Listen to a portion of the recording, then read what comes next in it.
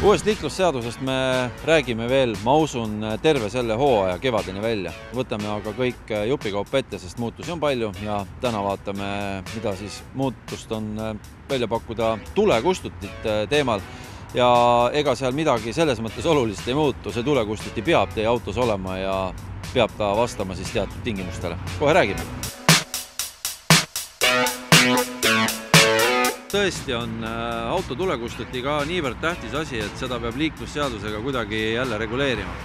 Selle jaoks on lausa mitmeid erinevaid seadusi, mis kogu seda tuleohutusvahendite teemat nagu reguleerivad ja liiklusseadus annab kõik volitused Majandus- ja Kommunikatsiooniministeeriumile, mis sätestab selle, et sõidukites peab olema kinnitatud kujul, kontrollitud töökorras ja kättesaadavas kohas tulekustuti ja tehnonõuded selle kohta, missugust tulekustutit valida ja kuidas see peab olema kinnitatud ja märgistatud, selle sätestab juba siis siseminister.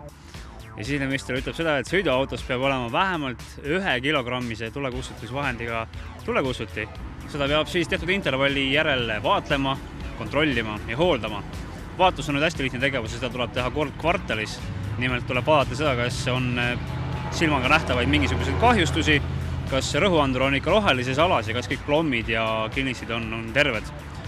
Kontroll on selline asi, mida sõiduautode puhul tuleb teha kord aastas ja seda siis volitatud isikute juures.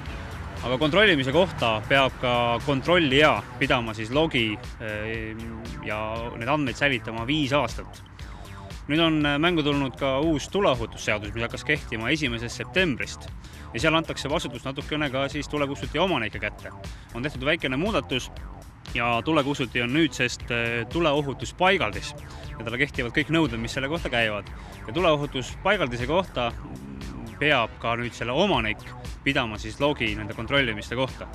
Ja selle jaoks on väga hea vahend nii siis nende kontrollijatele kui tulekustuti omanikele on tulekustuti.net, kuhu saad oma tulekustuti sisse kanda ja need andmed säilivad seal täpselt nii kaua, kui sa need ise tahad. Need on võimalik sealt alati kenasti võimalik välja printida ja lisaks tulekustuti.net annab sulle ka alati teada, millal see uus kontrollvälv kätte on jõudmas ja siis ei tekigi sul probleeme ei seadusega, ei tuleohutusseadusega, ei liiklusseadusega ega ei lähe vastu olla ka Majandus- ja Kommunikatsioonimäärustega. Et kuna liiklusseaduses ei ole selgelt välja toodud kõike toiminguid tulekustuti omamise ja kontrollimise kohta, siis see on võib-olla autojuhi jaoks võõras. Aga see on täpselt sama oluline ja sama vajalik kui näiteks autoapteek on. See on selline vahend, mida sul on võimalik kasutada nii autos, suvilas, kodus kui loodusesse välja sõites. Selle tulekustutiga, mis sul autos on võimalik ära hoida nii kodu tulekahju kui suvila või siis kui suurem metsatulekahju.